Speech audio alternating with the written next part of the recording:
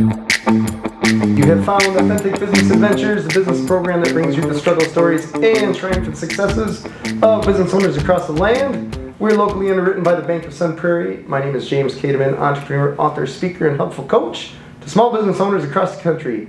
And today we're welcoming / preparing to learn from Art, the new owner of Prairie Jewelers. So Art, how are you doing today? Good, doing good. I'm excited to be here. Well, I should say more importantly, my wife is excited that I'm here. Yes.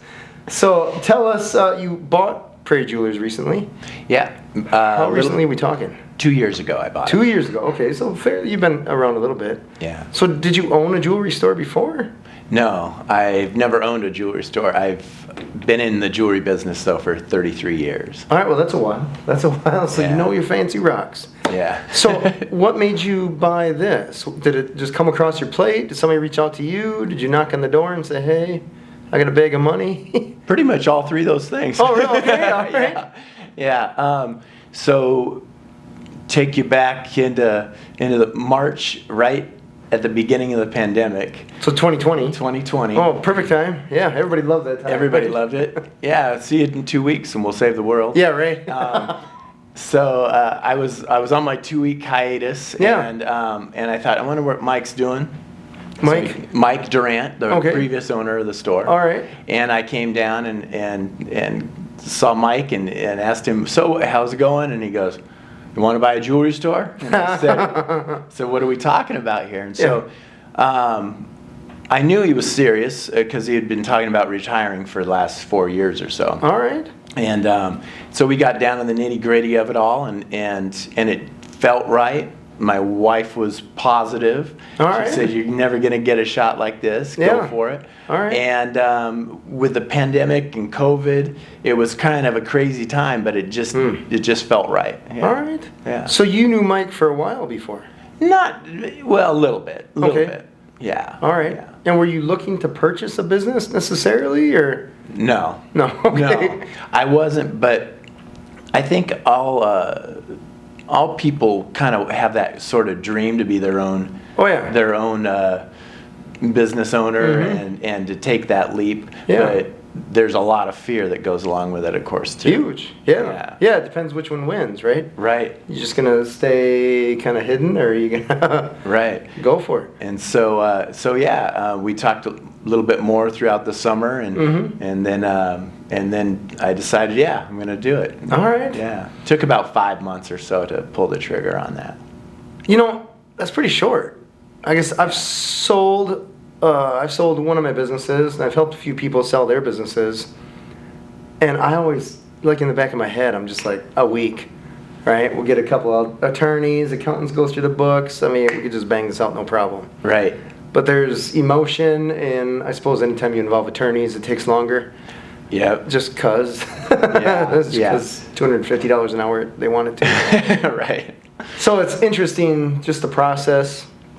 I guess it's not like going to pick up a cup of coffee or something like that. Like it's more, Right. there's more to it, a lot of moving parts. Yeah, it had a structure in a business. You Yeah. know? I believe Mike was sole proprietor, and I have a LLC. All right. You know? So, how do you do it? And what's the right way to do it? And what do you name it? And do you change the name? Sure. Do you do that? Or do you do business as? Have a name and do business as. All right. That was all the thought process too. So a lot of times when people sell a business, the new owner wants them to stay on a little bit to show them how stuff was run and all that jazz. So how did you guys figure that out? Oh, I'm blessed in that way. All right. Mike is my goldsmith still.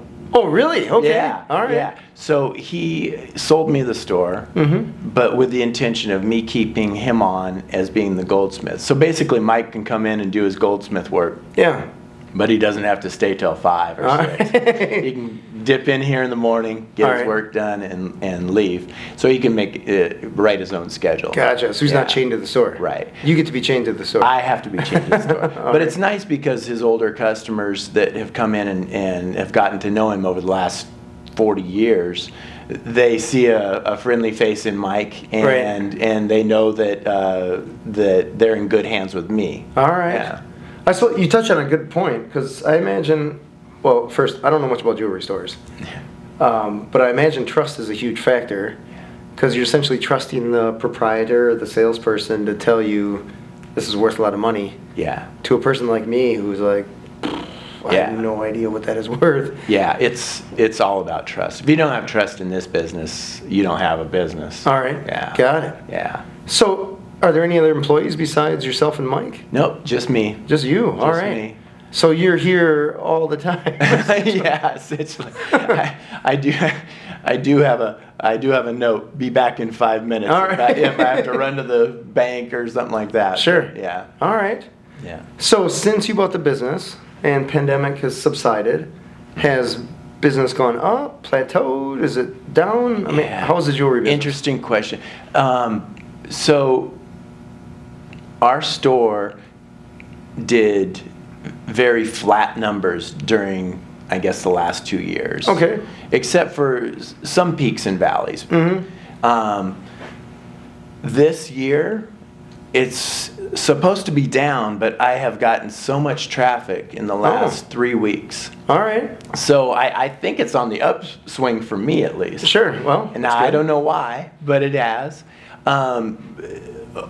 Over the country, many jewelry stores have exceeded expectations in the last 2 years because wow. of all the influx of money, and people weren't able to travel, and so they did a little retail therapy on the higher end sure. stuff. Okay. And so a lot of ladies, I think, were able to trade up on their engagement rings and such in those last 2 years. Got it. All right. Well, those guys are complaining now because those numbers aren't there. Oh, okay. They thought that they could maintain. They thought they could maintain, yeah. All right. Yeah. Interesting. Yeah. So you, in the store, I see a lot of stuff. I see necklaces, I see watches, rings. I mean, we got a whole plethora of stuff going on here. Yeah. When you purchase the business, I imagine you purchase inventory. Yes. And, I mean, Mike had the business for how long before? Mike owned the business since '82, so 38 oh, wow. years. That's a while. Yeah. All right. Yeah. So when you buy a business or you buy a jewelry store, you have all the inventory. So I imagine you have to figure out how to buy that, right? Well, I'm in a lucky spot where Mike's inventory and my inventory are combined in the store. And so when I sell something, Mike gets paid and I get paid a little bit. All right. And we're just running it that way. Oh, okay. So it's almost consignment. Oh, yeah. Okay. Yeah. So you didn't have to come up with some huge bag of money to buy all the jewelry in the store. Right. Okay. Right. So, I mean, this is just me not knowing about jewelry stores. How do normal jewelry stores do it typically? Do they have, is it like a car lot where they have a loan on jewelry, or are they just... You mean selling it or just in business? Just to have the inventory, because I imagine there's Oh, a lot of volume. You got to have a lot of choices and all this Yeah. kind of stuff because nobody knows what they want. I believe most of them start very small and put all of their resources into buying inventory Oh, just build up gradually. and build up gradually. Okay. I've heard of others that get small business loans. Okay. Recently, some have gotten grants. All right. Oh, wow. Small Okay. grants to do that. All right. Depending on what segment of ownership you Sure. are. But generally, it's just very slow and building. All right. And if I don't have something, me personally, I can always memo something in. All right. Yeah. So this is so fascinating because I guess I never really thought about jewelry stores. How many suppliers for jewelry are there? Is there just a few, or is there Oh my gosh. millions? Well, I've worked at several different jewelry stores, and Okay. some of the stores that I worked at, we've had, I think, 300 different vendors. 300. 300. Oh, that's a lot to keep track of. Right. Oh, Of course, you don't do a lot of business Right. but there's specific vendors that do just one thing really well, and All right. that's who you go to All right. if that's something you need done. So for the clocks, the watches, are you buying directly from the manufacturer, or do they have distributors that you're going through? From the manufacturer. You are? The Okay. vendor, yeah. Oh, that is so interesting. It's fascinating how some industries work certain ways and others. I came from the printer and computer side, and you couldn't buy something from HP or IBM or Xerox. You had to go through one of 3 distributors Okay. that you had to pay to be able to buy something from them. like pay a membership fee. Right. To get in the door. To get in there, yeah. Right. And then Amazon came along, and you could buy stuff from Amazon cheaper than you could from your wholesaler. Yeah. So, yeah. Lesson. Yeah, that's what triggered me to sell that business. Like, okay, I can't win. Got it. I'm out. Right. So it's interesting that you can buy stuff directly from the manufacturer. Yeah. So I imagine that's a good thing. Yeah, that's a good thing, and of course they vet you. Sure, okay. Make sure you're in that business. All right. In the business, and I mean some vendors are better than others. Of All course, right. some vendors hold you hostage to what you can sell their merchandise for. You can't sell it lower than what they tell you to. All right. Or you'll lose that account. Sure. Yeah. All right. Now, when it comes to jewelry, I see, looking at rings here, do people know, like the run-of-the-mill customer, are they as ignorant as me, or they're just like, oh, that's a ring, or do they know exactly what they're looking for as far as brand or any of that? So that's a real open-ended question. Okay, well, it's more curiosity. So if I bring it back to the most obvious question of if somebody's looking for an engagement ring, they come in here. They usually do a little bit of research. Okay. You know, what's a diamond? What am I supposed to look for? All right. How much am I supposed to pay? Sure. You know, what's the reasonable amount that I'm going to get myself into? And they do a lot of research. Okay. And then I have guys that just kind of stumble in, you know, and wide-eyed, not sure what they're looking for, and I, it's this guy. Yeah.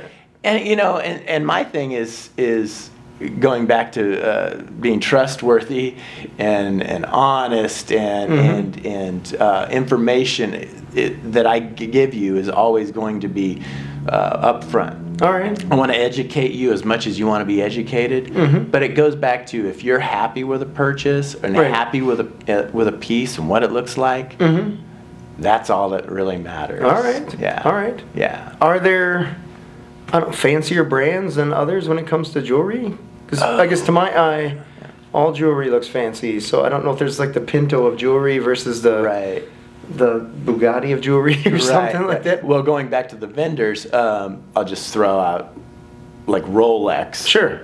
Not everybody can get Rolex. All right. And then there's under that sort of same sort of cloud, I guess. You can't get certain bridal vendors you can't sell certain vendors unless you give them a $300,000 open-ended buy. All right. You know, you buy into them for $300,000 and then you can order from them. Interesting. So some of them bar you out, but some of them, the ones I deal with, they don't do that. All right. They don't do that. So when you say is some better than others, some are better than others, but anything you buy is going to be as good as you can afford or want to purchase. Sure. Does that make sense? It does. Yeah. I guess to a point. To me. Yeah. So a ring, let's say as an example, because we're sitting right here. There's nothing mechanical about it. Yeah. I mean, it seems like from a technology point of view, it's a rock and a chunk of metal. I guess from my point of view, right? Right. But I imagine there must be something different about them. Sure. So I mean, so with gold, there's varying different carats of gold. Okay. I don't even know what that means. I've heard carats before, but right. Is it purity? So purity. Okay. 24 karat gold is 100% gold. All right. So it's going to be yellow all the time because it's gold out of the earth, 24 karat. All right. You've heard of 18 karat gold? Yep. 18 karat 14, gold. yeah. Right. Okay. 18 karat gold is 18 parts gold and 6 parts something else, the other alloys that they mix into it. Oh, so somebody sometime long ago said we're splitting gold into 24 parts and that's our measurement. Yeah. Got it. Okay. Yeah. So 14 karat gold is 14 parts gold and 10 parts alloys. Interesting. And with those alloys, you can make white gold or yellow gold or rose gold. All right. Yeah. Interesting. So what makes one better than the other? nothing's better, but it's more expensive if it has more gold content. Sure. Okay. Most people buy 14 karat gold nowadays. Okay. And in America is 14 karat white gold. All right. And is the reason being because they like the color of the white or the durability, I imagine, because gold is pretty soft? Not so much durability. Nobody buys it. Oh, that's durable. Oh, really? Okay. All right. It's optics. What they like, Oh. marketing, their friends. All right. It's what they grew up to accustomed to. Got it. All right. Yeah. And so 14 karat gold with a round diamond is usually generally what engagement customers look for. All right. So we got to talk about diamonds. Okay. Because that's, I guess you got a lot of them here in varying Yeah. sizes. Yeah. So are you, I guess, do people choose a cut and then a ring is custom made, or are they buying it off the shelf? Or Right. It could be either way. Okay. It could be either way. All right. If we're lucky enough that I have the ring ready to go and I like it, I'll take it. Right. That's a blessing, right? Nice. That doesn't happen very often. Usually, Oh, it does not? No, it does not. All right. It's usually that a customer comes in and they have an idea of what they like. All right. Oftentimes built from a Pinterest page that their girlfriend has built up. All right. Honey, this is what I want. All right. And they say, do you have something like this? Yeah. And I may or may not. If I don't, I can build it. I can All right. find it. I can find it, and if I can't find it already made, I can custom make it. All right. And do you do that here? No. Okay. Well, some things I do here, All right. but some things I have a custom computer generated guy jeweler that makes the rings. All right. Getting fancy. Yeah. All right. He builds the waxes. I get the wax approved. All right. And then we go forth and have it cast and have the nice. diamond set. Yeah. The whole centrifuge and all that kind of stuff. All right. Interesting. Yeah. So tell me, the diamonds, I guess when you're getting diamonds, are you getting the rings as we see them here in the box and everything? Or? These are actually, this is one of my major vendors that I use is Nalady. Okay. And these are all samples. All right. So I sell off of a sample idea.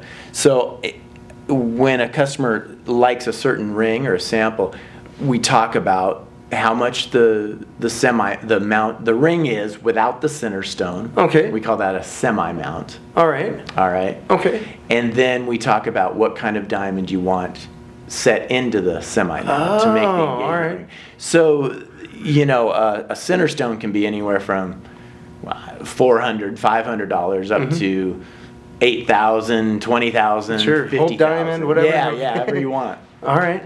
So, and then also with a ring system like this, I always call it Frankensteining. All right. If it isn't exact, then we can use 2 or 3 rings and combine those things and make a ring. All right. So if somebody likes, for example, now we're kind of getting technical, but Sure. That's all right.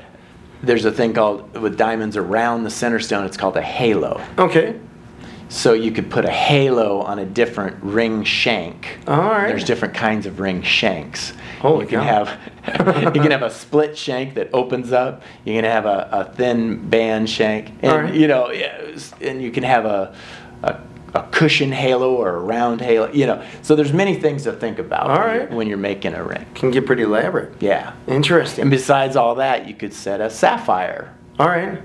rather than a diamond into the All middle. right. That's So you have popular stone also. choices, just Stone a plethora. choices, yeah. All right. Yeah. So I mentioned there's a skill set that you have for knowing how to talk to the customer Yeah. and kind of steer them towards figuring out what they want, as well as knowing what you can even offer. How do you gain that knowledge? How do you get there? Yeah. Right. Because I imagine you can't just pull somebody off the street and be like, "You're not my new employee." Yeah. Yeah. Sell stuff. Yeah. I tend to try and read people pretty quickly and be gentle All right. because it's a very intimidating thing coming into a store.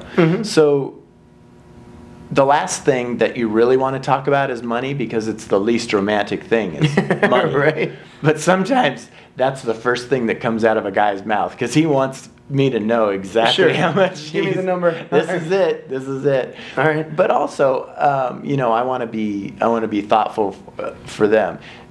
Money doesn't equate happiness. Sure. And a lot of times. Not directly. Not directly. No. but oftentimes somebody will say, I was thinking up to 5,000. But by the time we figure it all out, he's happy with a ring combination and diamonds that's 4,200. All right. I'm not going to tap somebody out Sure. just because I can. All right. Yeah. Got it. Yeah. All right. Put an $800 inscription in there. Yeah. Right. That's awesome. All right. So you've done this. You've been in the jewelry business for a long time. Yeah. Since 33 years. That's a while. All right. Yeah. So when did you first get in the jewelry business? Right out of college. Or was it one of those like, I want to be a jeweler? Or is it one of those like, hey, this guy's got a job, I need a job, here we are? Yeah, I needed a job. All right. So this is kind of a funny story because my wife was working in a florist inside of a mall. Oh, okay. And she was going to college, and I had just graduated. All right. And she was working in a florist right next to a jewelry store, and the manager comes next door, and she says, Penny, do you need a full-time job? I need somebody at my jewelry store. And she says, no, but I know someone who does. And the next day I interviewed. All right. 2 days later I interviewed, and and thus started my journey in jewelry. Nice. All right. Yeah. So I was a credit clerk, and then All right. I became a salesman, and then after being in sales, your motivation, you want to become a manager. Sure. And Climbing the ladder. So I was climbing the ladder, and so I was in corporate jewelry, and then made my way into Madison. And All right. Yeah. What is corporate jewelry? Well, it's I worked for Fred Meyer Jewelers. Oh, gotcha. Okay. So just a bigger chain company. stores or- Chain stores. Okay. Yeah. Got it. Okay. Yeah. I was just trying to picture like a bunch of CEOs buying rings. No. Yeah. No. Got it. Okay. Yeah. So what was your training like when you got that first job? Oh, just threw you right into it. Oh, just have at her. Yeah, have at it, and smile and talk. All right. And the first jewelry store I worked for was a credit jeweler. Okay. And so basically, that was completely opposite of what I'm doing now. All right. Mostly, because from that experience, I was basically trying to open accounts for some people to get them as much credit as they could, so that they were able to purchase as much jewelry as they could. Okay, so they're essentially taking out loans? Yeah. On jewelry. Okay. Security agreements. Interesting. Yeah. And you guys were running the financing right there? Did you run it through a bank or Yeah, some we kind? would run the financing. Okay. And we would sell the accounts eventually to Wells Fargo. Oh, wow. Yeah, this is back in the 90s, out of the Bay Area. What could go wrong? All right. Yeah, things can go wrong. All right. Interesting. Interesting. Yeah. So from like somebody comes in off the street and they're like, hey, I want credit to buy some jewelry. Are they expecting the jewelry to appreciate? Like they're treating it like an investment? No, they just don't have the funds to buy it. Gotcha. Okay. They Yeah. want something, they can't afford it, so they're going to get credit so that they Right. can afford it. Right. Got it. But Okay. I moved on from that jewelry store 4 years after I All right. worked there. But it was good, solid experience. Sure. How to deal with people, how to deal I with bet. emotion, All how to right. deal with stress, for sure. But I imagine 4 years at a job now is forever. Yeah, I guess right. compared to some of the resumes that I've seen. Yeah. So it's interesting, and I imagine you said in the 80s or what? That was in 90s. 90s. Okay, Yeah. so internet Early was not much of a thing. Non-existent. All right. So I imagine just doing credit checks and stuff like that, where do you make a phone call or how do you call Experian or whoever? Yeah, no, we type it in and then we get the Oh, in the nice. paper, the All right, the dot matrix thing. Yeah. All right. Rip it off and check it out, see how many ones people had. See Oh, if they had funny. any. Yeah. Oh, interesting. Bankruptcy. Let's talk about this bankruptcy. All right. Yeah. Interesting. Yeah. All right. So let's go back to you buying this jewelry store. Okay. Yeah. I mean, we're bouncing around a little bit, but that's what we do. It's all good. Yeah. All good. So you're in a strip mall in Sun Prairie. Mm-hmm. I imagine that's got to be a different feel from the corporate jewelry stores. Yeah. So okay. So taking us back before, so Fred Meyer brought me out to Madison, Okay. and then I worked in the malls for several years. All right. And then I became manager of Chalmers Jewelers. Oh wow, sure. In there. Okay. Yeah. And so so going from the mall to Chalmers, I was thrust right into a huge independent jewelry store. Yeah, it's a big one. Yeah, very big, biggest in the county for sure. Okay. And managing all those sorts of jobs. You know, we had the salespeople, the jewelers, the office people, and that's where I learned a lot and how to do business in an independent environment for sure. Nice. Okay. Learned a lot. So after years with Chalmers Jewelers, I moved to Goodman's Jewelers downtown on State Street. Sure. And so I was a sales manager at Goodman's Jewelers. All right. And so that's where I had my foothold of independent jewelry store, and learning that. And then I bought the store. So yeah, it's very different. Everywhere I've been is very different, from the mall setting to Chalmers to downtown Goodman's, being the very old established people. Everybody loves Goodman's Jewelers and the brothers and what they've done for the county. Right. And that's where you learn also how to be a good steward. Is when I worked at Goodman's, is seeing John Hayes, the owner of Goodman's, how he treats the community and his customers. All right. So here I am in a small, taking it back to Prairie Jewelers, in a small strip mall. I'm at a different level, a smaller level, but I'm still very community minded. Yeah. I love Sun Prairie, the community, but not just that. I have the surrounding community customers that come and see me all the time. Oh wow. Oh yeah. I got my DeForest customers. I love those guys. One day I had 3 customers from Rio. Oh really? From Rio come in and oh, interesting. Yeah. They probably all knew each other, right? It was a pretty small town. None of them knew each other. It was very funny. odd. Very all odd. right. But yeah, very different everywhere I've worked. Interesting. All right. I imagine just the places that you named, just walk-in traffic is got to be different, because State Street, you got people coming and going all the time. Yeah. Where I would think Chalmers is probably more of a destination. Yeah. Where it's located, if memory serves. Yeah. But I'm in the mall. I mean, it's going to be a different game. Oh, very much so. Yeah. I am a destination for sure. So if somebody walks through my door, I know that they're here with a purpose. Sure. And they're not just killing time. Not because just their killing time. Wife is at the store or whatever. Okay. Yeah. And so, but it's nice. It's my store is just me. So everything goes through me, relies on me, and I have just enough traffic to keep everyone happy. All right. And I have to say, my customers are very, they're great, because they understand that if I'm with one person and somebody comes in, sure, they understand that, and they allow me to help them both. Sometimes I can juggle customers, and sometimes I can, they'll just wait patiently. All right. Yeah. Patient. Patient. I know. I know. Is that a thing? That's interesting. Yeah. So you've owned the business for a couple of years now. Are there any regrets? No. No? Okay, well that's good. No. Is there anything that you're like, oh my gosh, I wish I would have known that? Wish I woulda. Yeah. Oh, I think I wish I woulda. There's a lot of not regrets, but sometimes when you buy certain inventory, that's my only regret, and that's a pathetic little regret. I mean, you don't know until you do it. Yeah. So, certain pieces of inventory that I bought that are still here after 18 months, I'm like, why did I do that? That's liquidity that could have went somewhere else. Got it. All right. That's a small regret, and that's a very easy learning curve. Yeah. But I imagine with any retail store, you have inventory, and you probably don't order it and it shows up the next day. You're probably guessing or estimating what people are going to want a few weeks or months down the road based on trends and fads and all that kind of stuff. Right. Yeah. So, I mean, the people that I know that own retail stores, some of them, they're looking out 6-9 months ahead, because when they place their order for Christmas, they're placing it in March or April for the following, trying to figure out, like, what's going to be the Tickle Me Elmo in 9 months, right? Or whatever it is. Me Elmo. You know what I mean? Yeah. Like they're trying Yeah. to figure out what the trend is going to be when Right. you don't know. Right.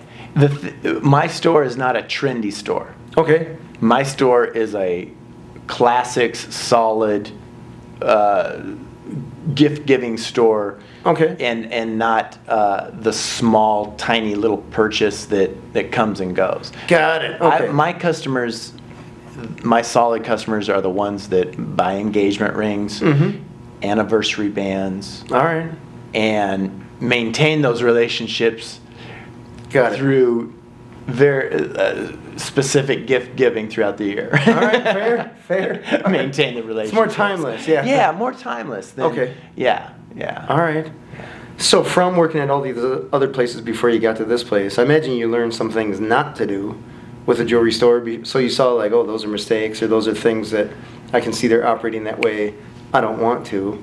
What are some of the things that you picked up on that you learned that you did not want to do? Right. I don't want to get myself into an agreement with a vendor that forces me to purchase inventory that I don't want. Okay. So there are those vendors that say, well, yeah, I can ship you this bead, but you have to buy 3 of these other beads that nobody else wants. So that's a situation that I've seen happen. And unfortunately, the situations that happened under, nobody knew that was coming until it happened. Okay. And then you're just in trouble with All right. it. Yeah.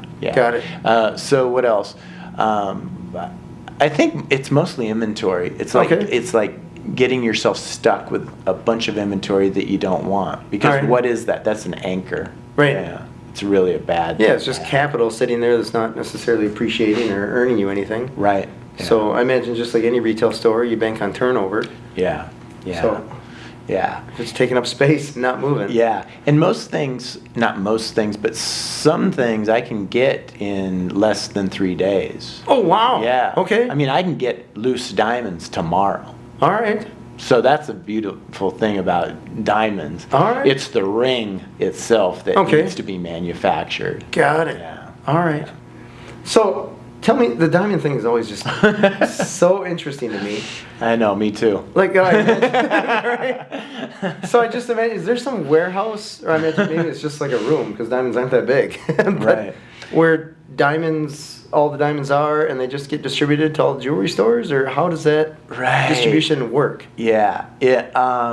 So generally speaking, there's diamond vendors that are out of large cities. Okay. New York, Chicago, Los Angeles. Okay. And these large companies, they'll focus usually on 3 different kinds of diamonds. Oh, okay. Some are more expensive, well-cut diamonds that cost more. Okay.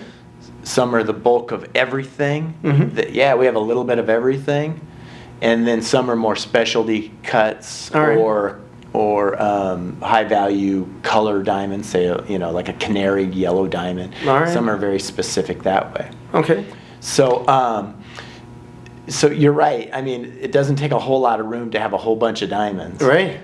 But their business model is to take the call, give you the price, ask you if you want it, and get it in a FedEx box as soon as possible out the door and to you. All right.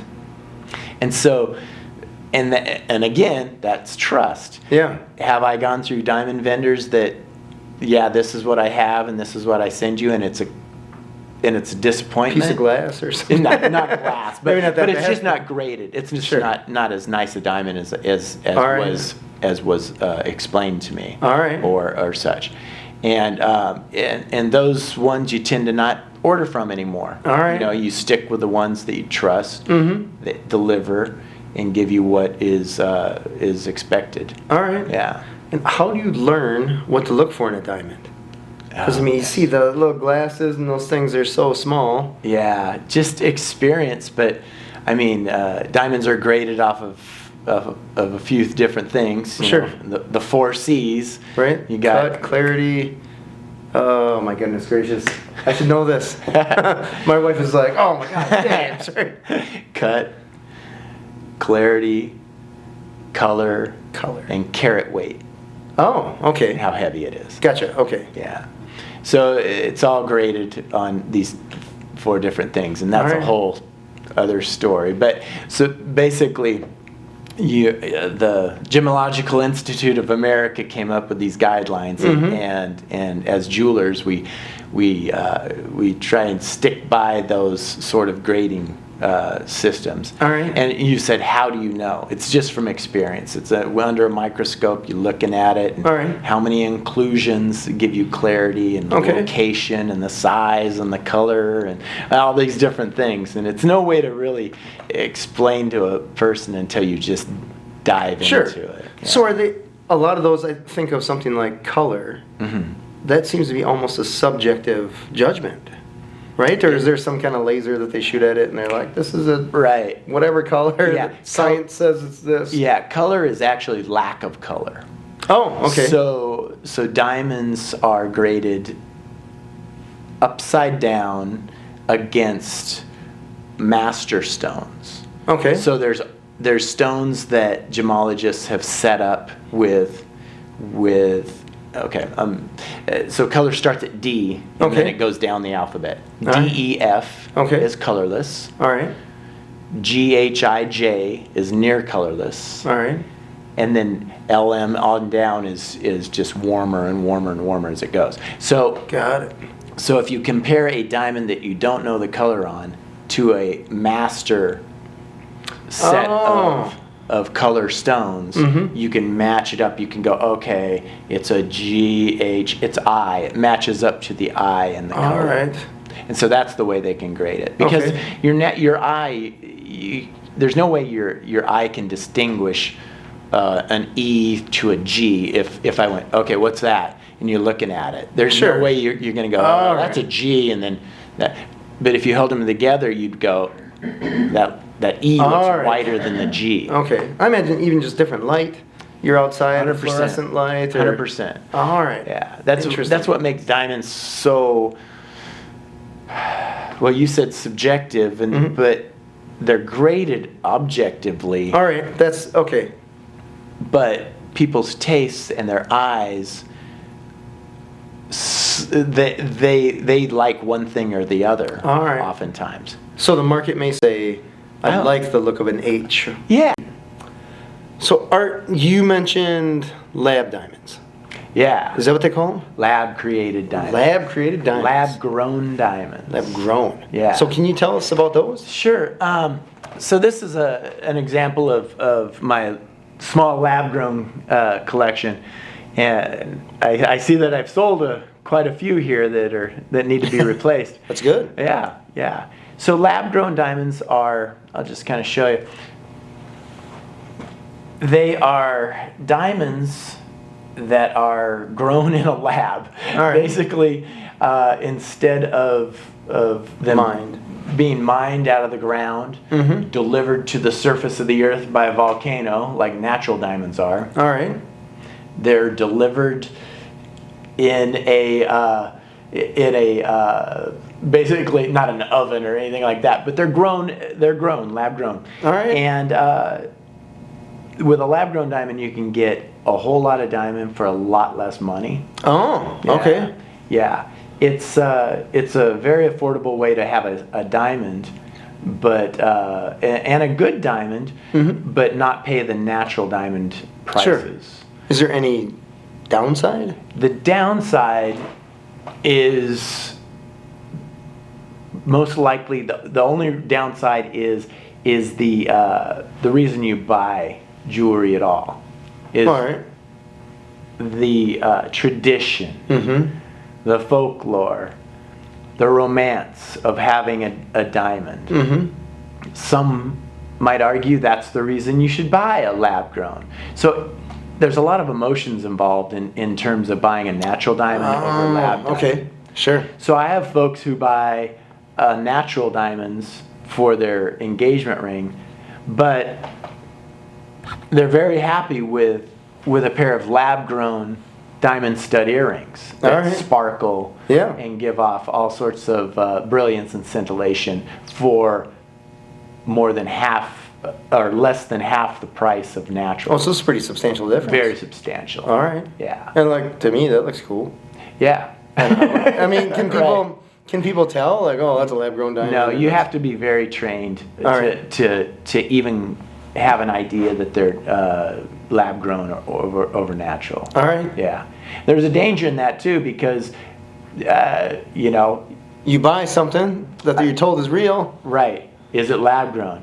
Well, the beauty of all of my lab grown diamonds, they all have a lab grown cert number engraved on their girdle on Oh, the wow. side of the diamond. All right. You can't see it with your eye, but I can see it under a microscope. Okay. So that keeps everybody aware of what's lab grown and what's not. All right.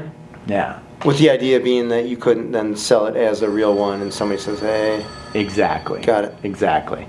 Yeah.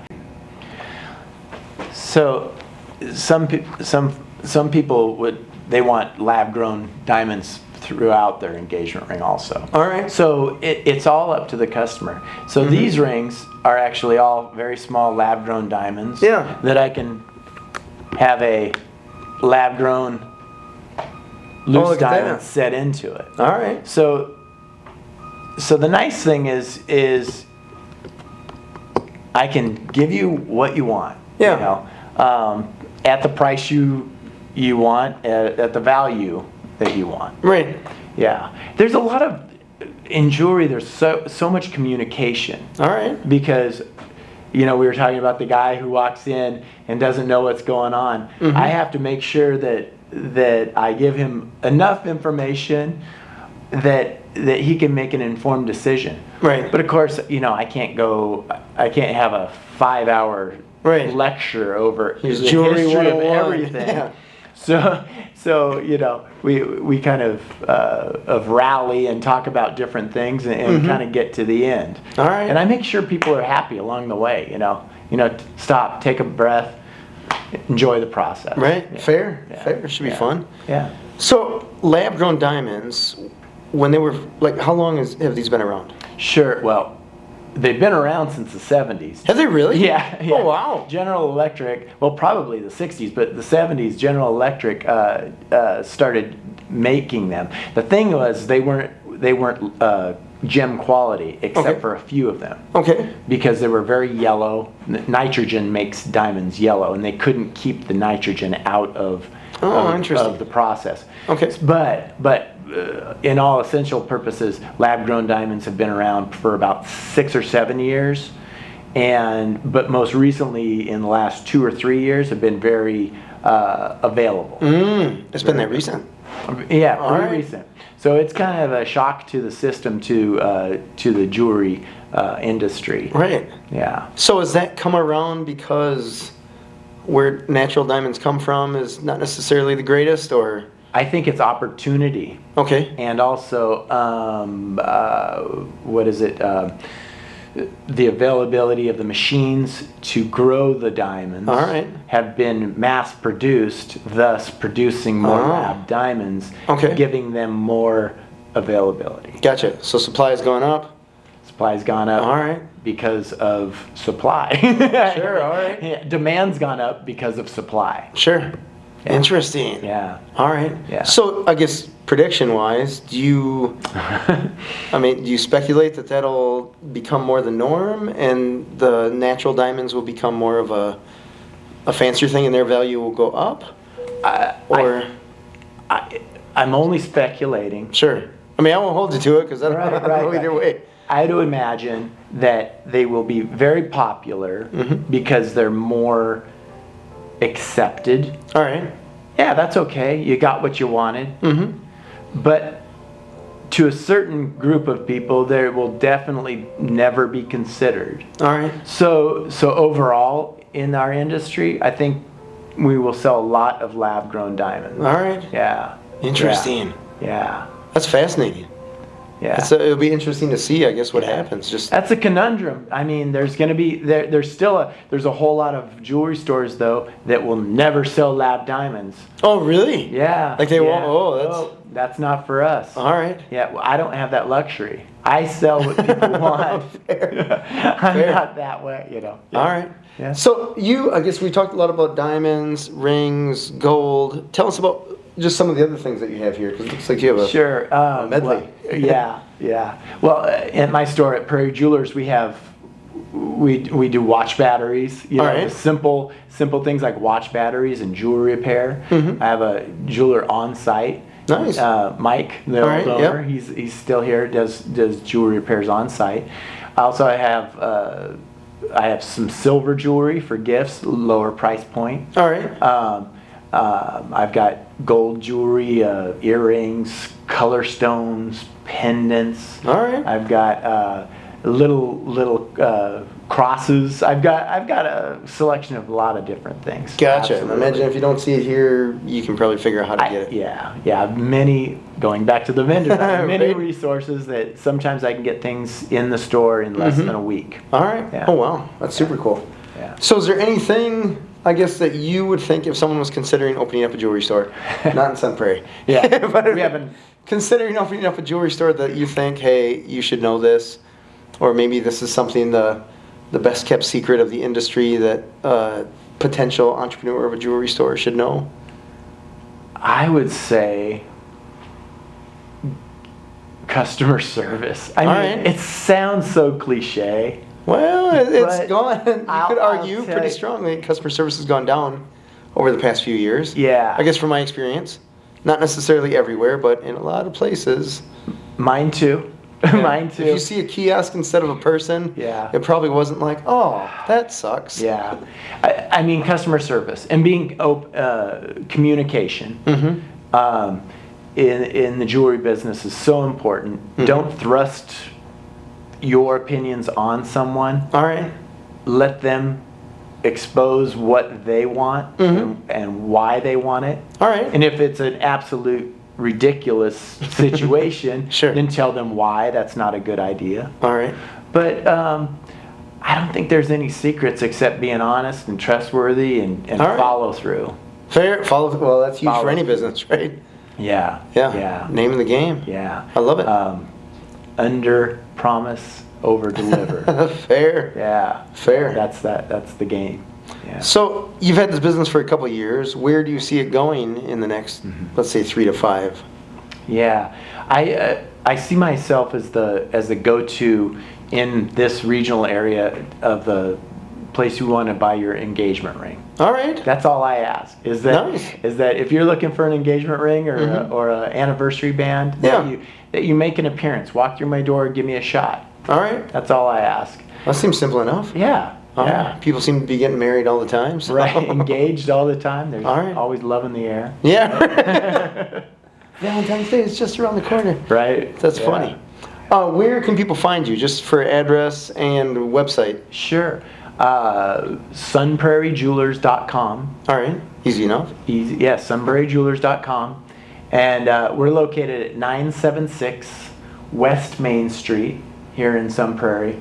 I often say right near Chang Jiang Restaurant, or if you don't know where Chang Jiang Restaurant is, right by St. Vinny's. Mm-hmm.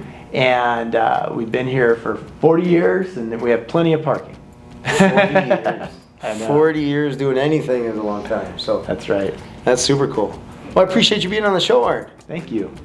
This has been Authentic Business Adventures, the business program that brings you the struggles, stories, and triumphant successes of business owners across the land. We are locally underwritten by the Bank of Sun Prairie. Authentic Business Adventures is brought to you by Calls on Call, offering call answering services for service businesses across the country on the web at callsoncall.com, as well as the Bold Business Book, a book for the entrepreneur in all of us, available wherever fine books are sold. We'd like to thank you, our wonderful listeners, as well as our guest, Art Fish, the owner, newish, of Prairie Jewelers. And Art, can you tell us that website one more time? sunprairiejewelers.com. sunprairiejewelers.com. Also on Facebook, Oh, thank a you. little bit Forget that, right? Instagram, all that good stuff. Sure, all right. Oh, it's endless. Endless. Speaking of which, if you could do us a huge favor when you watch or listen to this, if you can give us a big old thumbs up, subscribe, and of course, share it with your entrepreneurial friends, as well as the people that like jewelry, because, you know, it can't hurt, right? No. It can't hurt. Thank you for watching. We will see you next week. I want you to stay awesome, and if you do nothing else, enjoy your business.